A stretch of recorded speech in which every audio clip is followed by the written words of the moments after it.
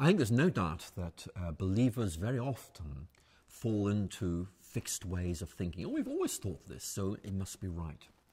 For me, one of the great themes of the New Testament is to put everything to the test and hold on to what is good. It's an idea we find in Paul's first letter to the Thessalonians.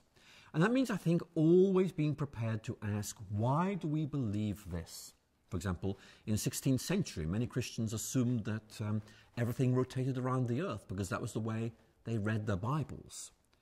As they began to look at this more closely, they began to realize that they'd fallen into certain habits, certain ways of reading the Bible actually weren't necessarily justified by the Bible at all. They just, in effect, inherited these and been uncritical about them. I think there are some ways in which Christians may need to begin to think more about their faith. This is not going to be destructive at all. It's more about expanding our vision of the gospel and realizing that sometimes scientific advance actually helps us to appreciate its depths more than otherwise might be the case.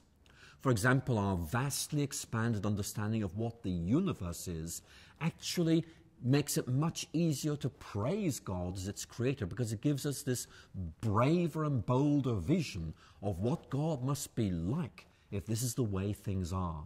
And similarly, for example, understanding more about the way in which we think may help us understand why sometimes we get God wrong. It's very, very easy to see how certain ways of thinking could easily lead us astray, and being more aware of the psychology of human thinking might actually enable us to avoid those things.